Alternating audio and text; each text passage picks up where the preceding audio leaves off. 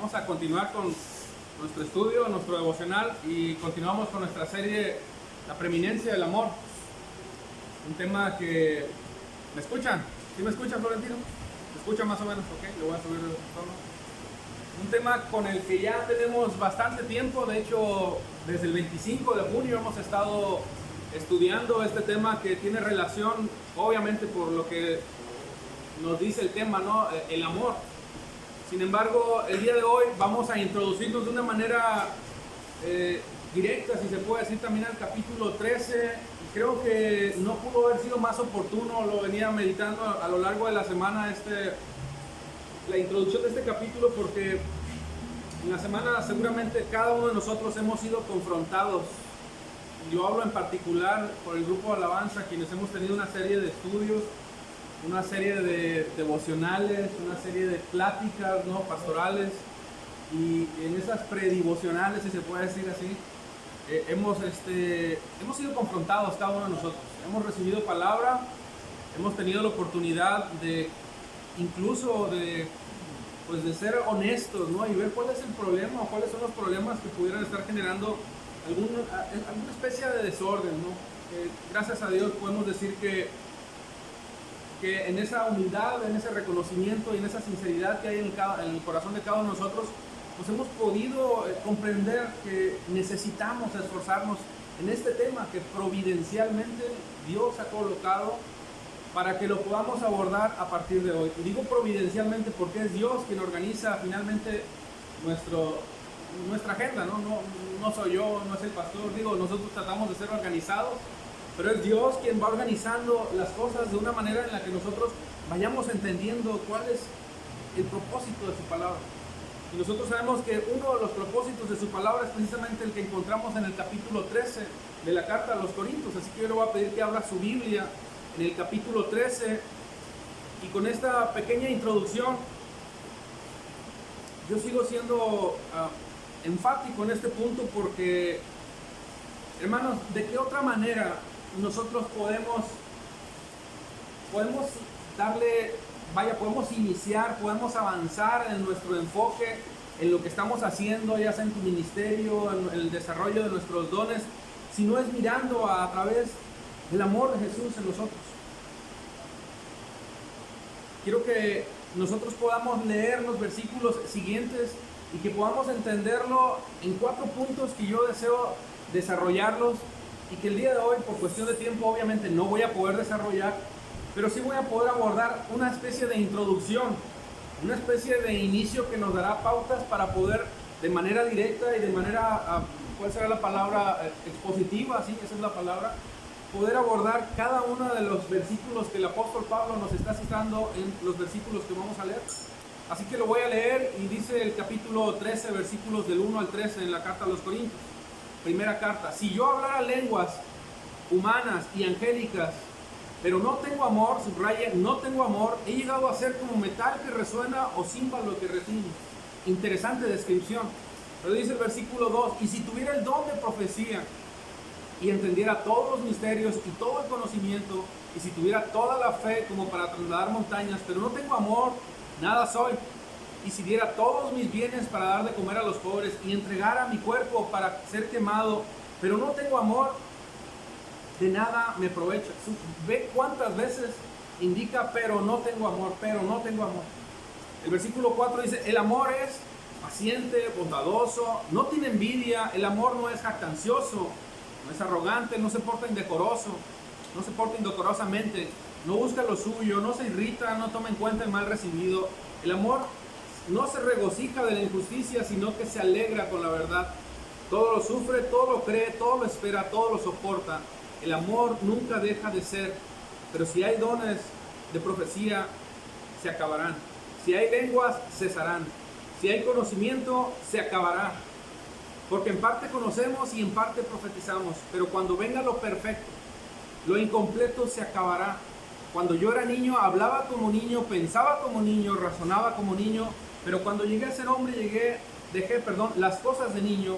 Porque ahora vemos con un espejo veladamente, pero entonces veremos cara a cara.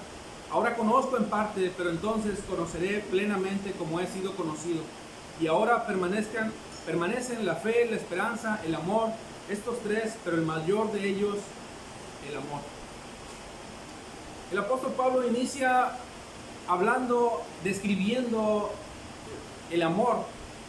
Nos enseña, y el deseo, vaya, de él, es que nosotros aprendamos que a través del amor, en el contexto del amor, cada uno de los dones, cada uno de los ministerios que tú ya hemos recibido, los podamos desarrollar.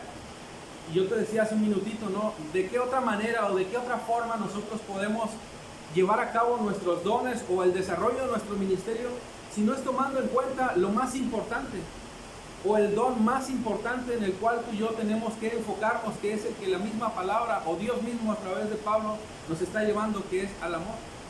Y yo te decía que hay 4 partes fundamentales en las cuales podemos dividir este tema y que nos va a ser muy importante podamos seccionarlas para entender por dónde me quiero ir en este estudio. Y la primera de ellas es que en los versículos del 1 al 3 nos enseña cuán inútil, hermano. Y esto es algo, grábatelo en memoria. Cuán inútil, cuán vano, cuán fútil, es decir, cuán carente de importancia resulta el servicio de cualquier creyente si sus dones carecen de amor. No importa cuán bendecido seas en poseer tantos dones, cuán generoso seas, como lo acabamos de leer, o cuán sacrificado sea tu amor, amor entre comillas, si el amor de Dios no está obrando en lo que tú estás haciendo. Estas palabras del pastor MacArthur me llamaron la atención cuando lo leí. Dice: cuando no hay amor se produce un vacío en la vida y en el ministerio del hombre. Y es cierto. Y es que, hermanos, si nosotros no entendemos que en el contexto del amor no nos movemos, todo lo que hagamos, todo lo que deseemos hacer, todas nuestras motivaciones, como te decía hace un momento, son inútiles. ¿Por qué? Porque de nada aprovecharán. ¿Qué es lo que está diciendo en los versículos del 1 al 3? Permítame continuar con la segunda parte. En los versículos del 4 al 8 nosotros vemos cómo Pablo nos da una definición, una descripción de lo que es el amor. Cómo luce el amor, cómo debe de lucir en todo el contexto de su palabra. Y es para que tú y yo persigamos esa clase de amor. Inicia diciendo que el amor es paciente, por ejemplo. Y no voy a profundizar ahorita en eso porque lo vamos a ver después. Pero empieza diciendo cómo el amor es paciente, por ejemplo. Y si en todo lo que nosotros hacemos no se imprime el amor, no se imprime la paciencia, vaya, en ese sentido, nuestros dones o el ejercicio de nuestro ministerio corre peligro. La tercera parte en la que podemos, por decir de alguna manera, seccionar estos versículos, estos 13 versículos para poder entenderlos, es como Pablo también describe un entendimiento parcial, hermano, acerca de lo que él conoce. Él dice que ve de una manera borrosa, por decir de alguna forma, una manera incompleta. Es decir, que la revelación que él tiene acerca de lo que conoce aún no es pleno, aún no es completo. Luce veladamente, dice, como si viera a través de algo, pero no alcanza a ver más allá. Sin embargo, hermanos, él sabe que esa manera tan borrosa que ve, o esa forma tan difícil en la que él no puede incluso ver más allá, por lo finito de su capacidad, obviamente, y lo finito de nuestra capacidad, él sabe que esa carencia es plenamente satisfecha únicamente por el amor de Dios. Únicamente, ¿por qué lo dije? Por el amor de Dios.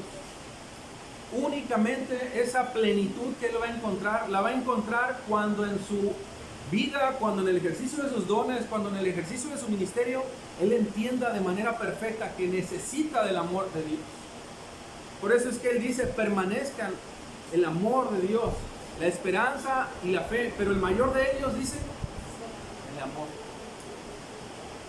Y número 4, que es el cuarto punto en el que podemos seccionar estos 13 versículos, es cómo Pablo enfatiza una vez más, en el versículo 13, la preeminencia del amor.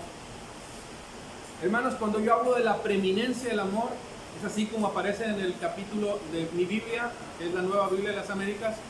En el tuyo seguramente dice la excelencia del amor, si tienes la versión Reina Valera 1960. Pero lo que está diciendo es cuán excelso, cuán sublime, cuán necesario. Y cuando dice que predomina o de que, de que prevalece, vaya, es que debe de ser colocado por encima de todas las cosas. Yo te decía hace un momentito que este este tema lo he venido abordando, platicando en nuestros estudios a partir del 25 de junio.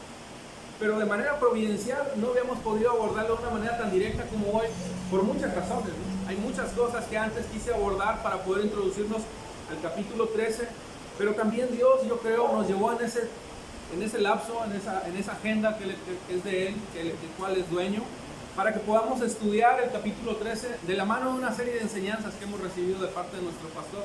Y esto lo decía en particular porque le formamos el grupo de alabanza. Así que, hermanos, déjame introducirte a este capítulo 13. Déjame introducirte a este capítulo 13 analizando antes, versículo a versículo, algunos puntos interesantes que tenemos que abordar. Y es que, hermanos, en el capítulo 13, lo que el apóstol Pablo quiere hacer o trata de llevarnos no es al inicio de una nueva enseñanza, hermanos. Pablo no está tratando de mostrarnos una enseñanza nueva, una revelación diferente. No se trata de nada diferente del cual nosotros no sepamos. Se trata de un mandato del cual tú y yo ya tenemos conocimiento, y esto es desde hace muchísimo. Siendo el inicio, vaya, la iglesia en el siglo primero, te estoy diciendo que habrá pasado 4000 años cuando Moisés instituyó esta ley, este mandato. Y te lo recuerdo en Levítico 19:18. No te vengarás ni guardarás rencor a los hijos de tu pueblo, sino que amarás a tu prójimo como a quién.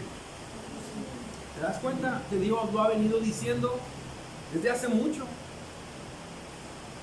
Dice, yo soy el Señor. Estas mismas palabras tú las puedes ver incluso en las palabras de Jesús. Juan capítulo 13, versículo 34 dice, este mandamiento nuevo les doy. ¿Cuál es el mandamiento nuevo, hermano? Que se amen los unos a los otros. Pero fíjate como yo los he amado, también ustedes, nosotros debemos amarnos los unos a los otros. De este modo sabrán que son mis discípulos si se aman los unos a los otros. ¿Ves que no se trata de una revelación nueva? ¿Ves que no se trata de una enseñanza nueva, sino de continuar con lo que Dios nos ha venido hablando desde miles de años atrás, desde mucho tiempo atrás? Y el único propósito es que tú y yo, permítame usar esta expresión, martillemos, clavemos estas palabras en lo más profundo de nuestro corazón, y que entendemos que si en el ministerio, en el ejercicio de nuestros dones, no está el contexto del amor en todo el sentido de la palabra, como lo acabamos de leer, en el contexto me refiero como Pablo describe que es el amor, nosotros no podemos ejercer nuestros dones de la manera en la que Dios desea que lo ejerzamos. Te decía hace un momento, podemos tener muchísimos dones, podemos tener muchas capacidades, muchas habilidades. A lo mejor habrá un hermano que toca el piano y que luego se brinca y toca el bajo, y luego está con una paciencia enorme en el área de cuneros, y luego está de maestro, etcétera, etcétera. Pero si eso no lo hace en el contexto del amor, de la forma en la que Pablo explica y describe el amor, hermanos, todos esos dones y esas habilidades al final de cuentas son inútiles, son futiles, son carentes de importancia, porque carece de lo más importante. Ahora, aquí hay un punto bien interesante. Moisés, por un lado, nos instruye a un mandamiento. Jesús nos está instruyendo al mismo mandamiento, pero lo interesante es que Jesús dice que nos ha dado un nuevo mandamiento. Y esto vale la pena analizarlo, hermano. ¿Por qué dice un nuevo mandamiento? ¿Por qué Jesús está hablando de un nuevo mandamiento si está hablando del mismo mandamiento del cual Él mismo proclamó a través de las palabras de Moisés, diciéndonos en la ley que nos amemos? Entonces, ¿por qué habla de un nuevo mandamiento? Bueno, el punto es que Jesús, hermanos, representa el carácter mismo de Dios. Es decir, Jesús es la ley. Pero Jesús también representa el cumplimiento de la ley, y al cumplirla en la persona de Jesús, fíjate bien esto que te acabo de decir, al cumplir el mandamiento en la persona de Jesús, siendo Él quien representa la ley, Él mismo establece un nuevo parámetro. ¿Por qué? Porque Él es la ley. Amén. Él es la ley. Y si Él es la ley, Él establece un nuevo parámetro, porque en Él se cumple la ley. Y el nuevo parámetro, que es un nuevo mandamiento, que en esencia es el mismo, pero con un carácter diferente, nos dice, ámense. Nos enfoca una vez más Jesús, el autor, el consumador de la ley, y nos dice, ámense, ámense. pero de una manera muy interesante, y esta es novedosa. El nuevo parámetro es Él, amén. Él es el nuevo parámetro, pero Él dice, ámense. ¿Cómo? Como yo los he amado. ¿Cuál es el nuevo parámetro, hermanos? Como Jesús nos ha amado. Esa es la nueva ley. Como Jesús nos ha enseñado a que nos debemos de amar. Así como yo los he amado, ustedes también deben de amarse los unos a los otros. ¿Te das cuenta que el mandamiento es el mismo, pero a Él, al cumplir la ley, Él establece un parámetro mucho más alto? Y este parámetro más alto es como Él nos ha enseñado. O sea, ejemplo tenemos. Ejemplo de vida tenemos. Y este mandamiento lo insiste de una manera muy enfática en otros capítulos. Por ejemplo, Juan capítulo 15, versículos 2 al 3. Este es mi mandamiento. Fíjate que no dice, este es el mandamiento. Este es mi mandamiento. Porque Él es la ley. Él representa el cumplimiento de la ley. Y en Él se establece un nuevo parámetro. Porque es la ley. Él es la ley. Este es mi mandamiento, que os améis los unos a los otros. Otra vez, ¿cuál es el nuevo parámetro? Ahí lo dice. Como yo los he amado. Y continúa, nadie tiene mayor amor que este, que uno ponga su vida por sus amigos. Un amor, en resumidas palabras, sacrificial. Un amor abnegado, no pensando en mí. Un amor pensando primero en ti. Es difícil, ¿verdad? O nomás a mí se me hace difícil. Es difícil, hermano. Pero Jesús nos está estableciendo un nuevo parámetro. Y ese parámetro es que lo ames de la manera en la que Él nos ha enseñado que le amemos. La segunda razón por la que Él dice que se trata de un nuevo mandamiento es porque Él inicia y representa el nuevo pacto.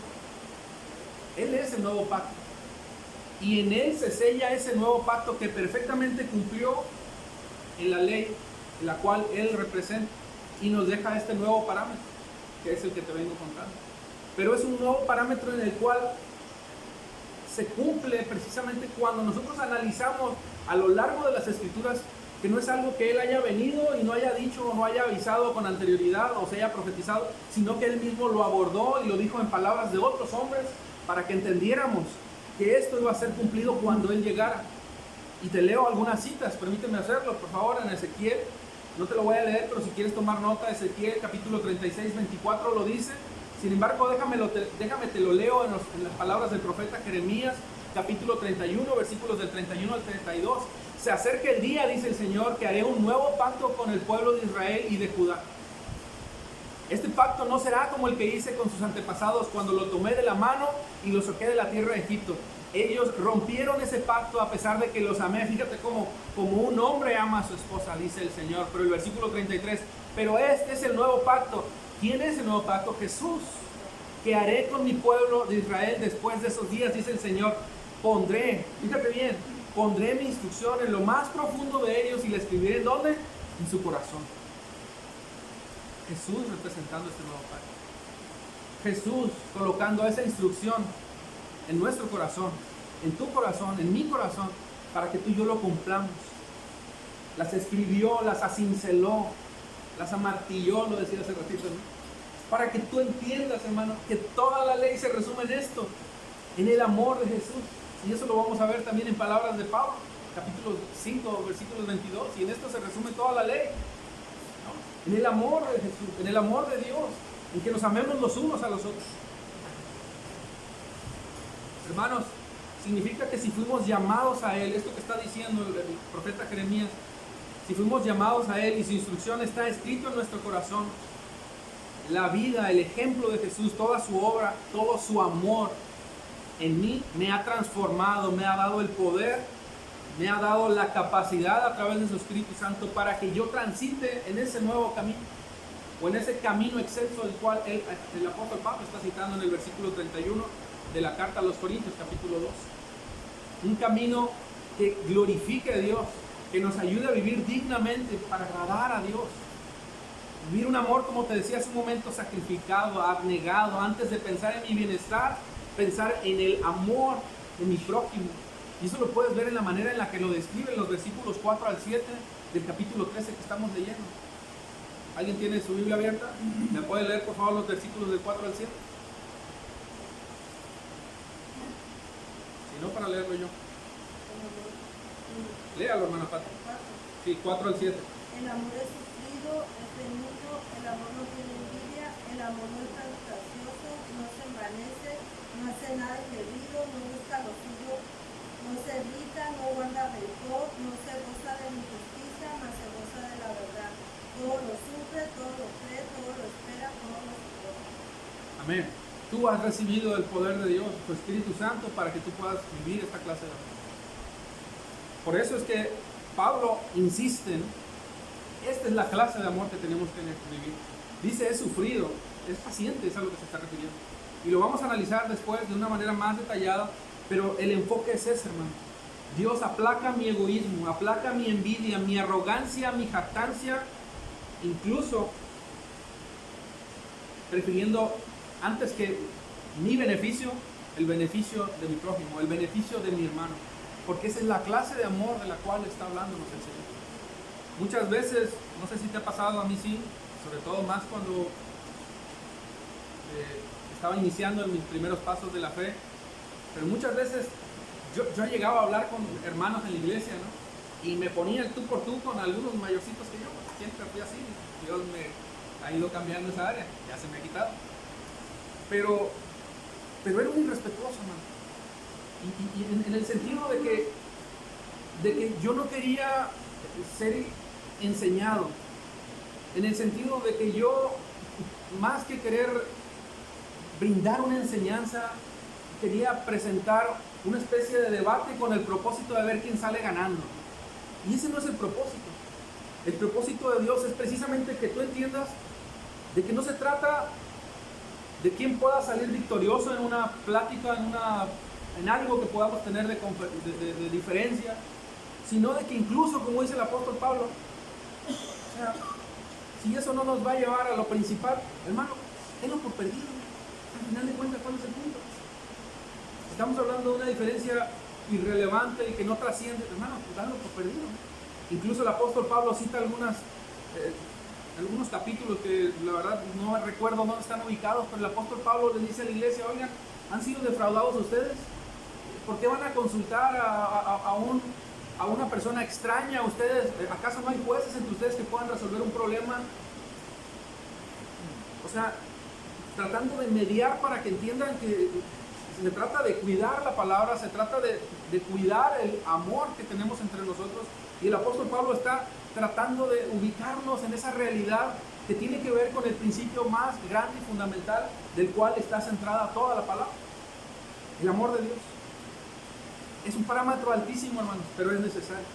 Lo dijo Moisés, lo dijo Jesús, lo leímos ahorita, pero también Pablo lo insiste en capítulo 5 del libro de Gálatas, carta de Gálatas. Dije 22, es versículo 14, porque toda la ley en una palabra se cumple. En el precepto, perdón, dice, porque toda la ley en una palabra se cumple en el precepto, amarás a tu prójimo como a ti mismo. Es esa clase de amor, hermanos, de la cual nosotros, los ojos de nuestro corazón, como dice el apóstol Pablo en su carta a Éfeso, capítulo 1, versículos 8, tienen que ser abiertos para que entendamos de qué clase de amor está hablando. Y no es que haya muchas clases, solamente hay una manera de amar. La manera en la que Dios nos enseña a amar. Nosotros nacimos con el deseo de amar, pero cuando no conocíamos a Dios, ese deseo se desvirtuaba, se depravaba, se salía del margen de los lineamientos, de los parámetros que Dios establece. Y creyendo que amábamos porque estábamos diseñados para amar, no amábamos. Desvirtuábamos el perfecto amor de Dios. Pero ahora que conocemos la verdad, no podemos vivir en la ignorancia de que se trata de amar en el contexto bíblico, en la manera en la que Dios nos enseña a amar. El capítulo 3, hermanos, tiene como propósito confrontar tu vida. Es así como nos vamos a introducir a este capítulo 3. Confrontar tu vida, confrontar mi vida, sacudir nuestra nuestra teología, sacudir nuestra religión, nuestro servicio, nuestra relación entre nosotros. Pero al mismo tiempo impulsarlo, corregir ese amor y llevarnos al amor del Señor. Ese es el propósito. ¿Cómo debes amar a tu hermano? ¿Cómo debes amar? Ahorita lo leíamos, ¿no? Con la misma intensidad que Jesús nos amó y me amó a mí. ¿Cómo debes servir a tu hermano? De la misma forma y de la misma intensidad en que Jesús lo hizo por nosotros. ¿Sabes cuál fue la distracción? de los Corintios? ¿Sabes por qué el apóstol Pablo tuvo que elaborar esta carta, este capítulo 3? Precisamente por la distracción que hubo en los Corintios. En el desarrollo de sus dones se perdieron. Hubo una confusión. Confundieron el servicio genuino de Dios porque en sus corazones hubo egolatría, hubo envidia, hubo celos, chismes, contiendas. Y Pablo lo que hace es, hey, no, ven para acá. Esto es el amor de Dios. Y si lo que te está moviendo a ti en tu servicio está arraigado la impaciencia, cuidado, hermano. La envidia, cuidado, hermano. El chisme, la contienda, los celos, los pleitos, las iras, todo lo que tú sabes que el apóstol Pablo nos cita incluso como las obras de la carne, cuidado. Porque lo que el apóstol Pablo trata de llevarnos es al amor de Dios. De que miremos al amor de Dios de la forma en la que Él la describe en los versículos del 4 al 7, para que entendamos que cuando nos estamos desvirtuando, nos estamos saliendo, tú y yo nos regresemos a ese punto. Hey, el amor de Dios no es así, el amor de Dios es paciente, es bondadoso. Como decía mi hermana ahorita, es sufrido. La iglesia de Corinto olvidó el mandamiento más importante, la instrucción más importante: amar de la manera en la que Jesús nos enseñó a amar. Es una enseñanza, hermano, pero también es un recordatorio, todo esto que te estoy diciendo, de que existen muchos peligros, muchos errores en los cuales nosotros podemos caer. Pero en nuestro servicio, en el ejercicio de nuestra fe, Pablo insiste que el amor de Jesús, si verdaderamente está en nuestros corazones, tú y yo debemos de esforzarnos. Debemos de esforzarnos por conocer el verdadero amor de Dios y perseverar en el verdadero amor de Dios. Te lo decía hace un momento y déjame repetirte. Si el amor de Dios no penetra en todo lo que hacemos, en todo lo que decimos ser como hijos de Dios, no podemos decir que estemos cumpliendo la voluntad de Dios si no estamos haciéndolo de la manera en la que Dios nos enseña. Hay otro punto que debemos analizar, y obviamente no voy a alcanzar a abordar los 3 puntos que deseo, ya se me está yendo el tiempo, y de hecho este era el punto más largo. Pero el punto 2, hermano, es que el apóstol Pablo inicia su enseñanza en el capítulo 12, como ya lo hemos estudiado, recordándonos que no existen argumentos para el desconocimiento del uso de los dones. No existen argumentos para el desconocimiento de la forma y del propósito en la que nosotros debemos llevar todo el ejercicio de nuestros dones. El versículo 1 y 2, permíteme irme un poquito más atrás una vez más, de la carta a los Corintios capítulo 12, dice, en cuanto a los dones espirituales, fíjate cómo señala, dones espirituales, quiere decir que no son terrenales, son dignos, son santos, son de Dios, son de Él, son dados por gracia, eso ya lo sabemos. Pero dice, no quiero, hermanos, que seáis ignorantes. Ay, qué fuerte, ¿verdad? En el doble contexto, que los desconozcas o que los omitas, Eso significa ignorancia, lo que está diciendo Pablo. Versículo 2, sabéis que cuando eras paganos, de una manera u otra, eras arrastrados hacia los ídolos, ¿no? El apóstol Pablo no quiere que tú caigas en el desconocimiento o en la omisión, en la omisión y olvides cuál es el propósito fundamental de los dones. El propósito fundamental de los dones evidentemente es servirnos. Evidentemente tienen como propósito la gloria y la exaltación de su nombre. Pero muchas veces, hermanos, nos olvidamos en ese camino, nos olvidamos en ese transitar. Y el apóstol Pablo nos dice en pocas palabras, es inconcebible que siendo servidores, nacidos de nuevo, habiendo sido regenerados, tengamos motivos o argumentos para que omitamos o ignoremos cuál es el propósito de los dones. Que pretendamos lograr otro propósito cuando el propósito está claro y definido.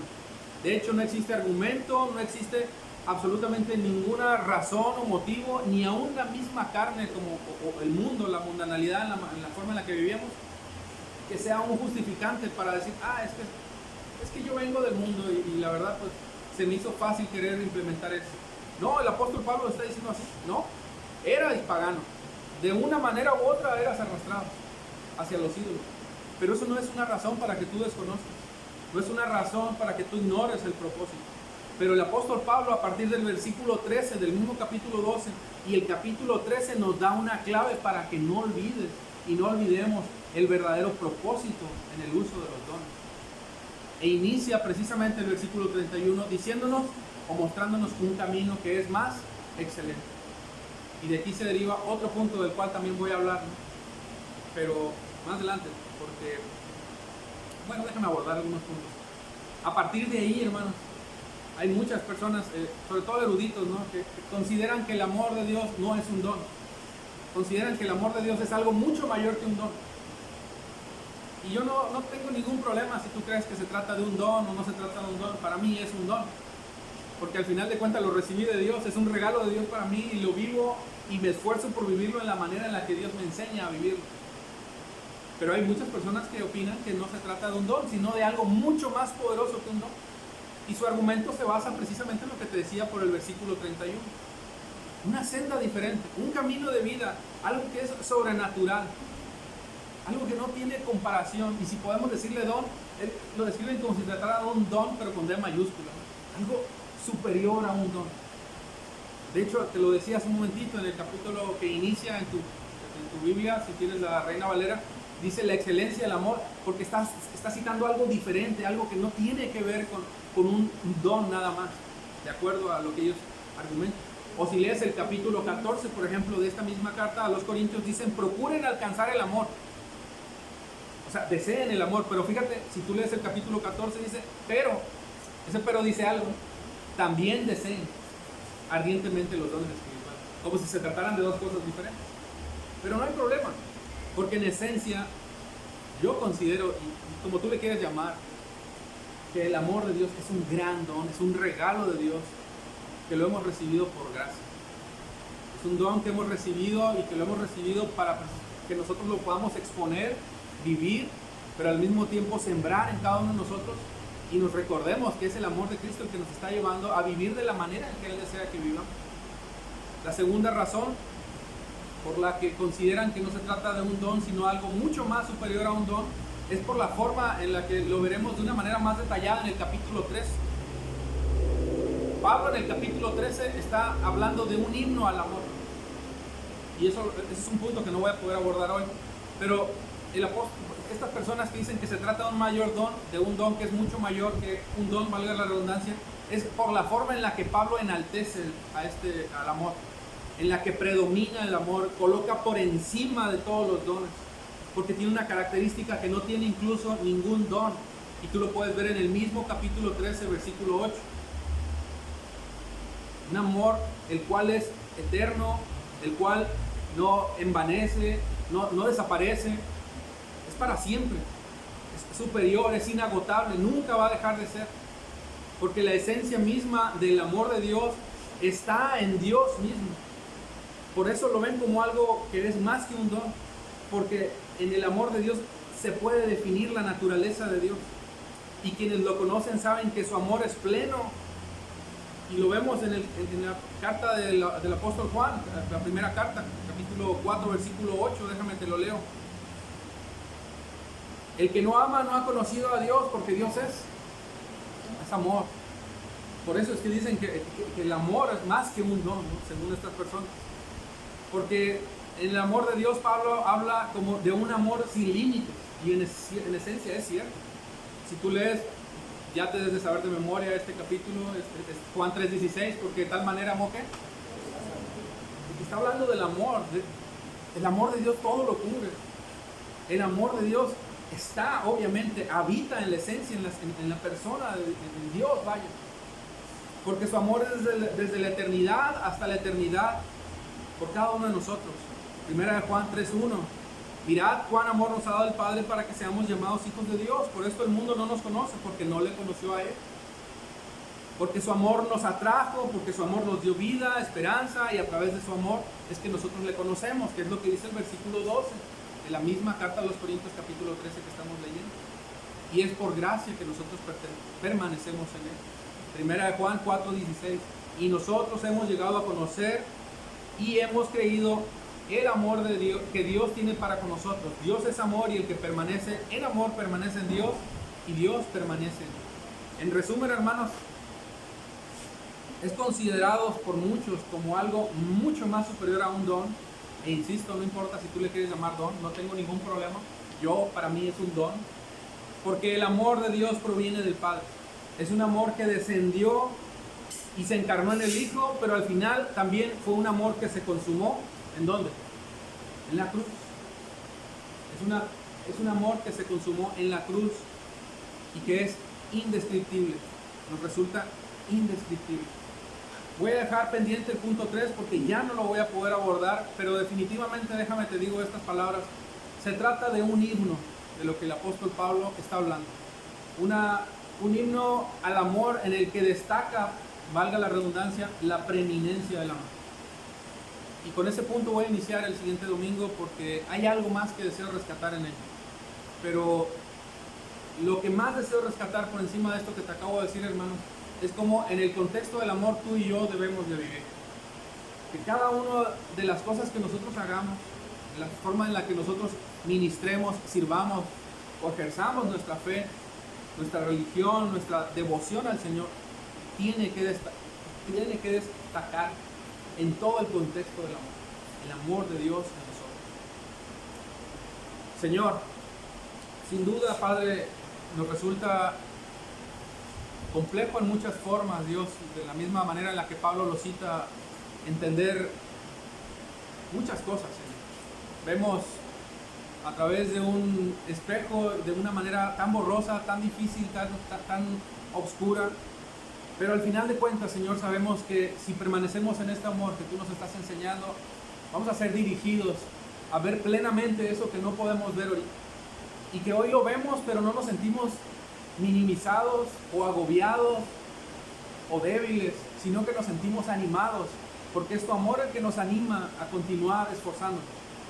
Es tu amor el que nos anima a continuar en esperanza, en fe, pero también nos anima y nos corrige, Señor, para que podamos mirarnos nosotros a nosotros mismos y descubrir qué estamos haciendo mal en relación con el amor de Dios que ha sido depositado en nosotros.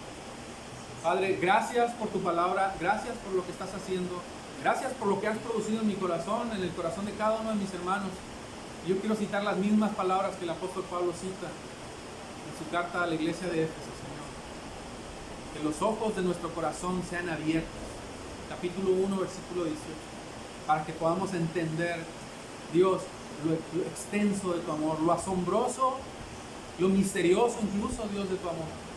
Pero que al final de cuentas caigamos de rodillas y nos miremos y nos volteemos a ver, Dios. Que esa es la forma en la que debemos de amar. Te amamos en el nombre de Jesús y te damos gracias. Amén. Amén. Dios les bendiga, hermanos.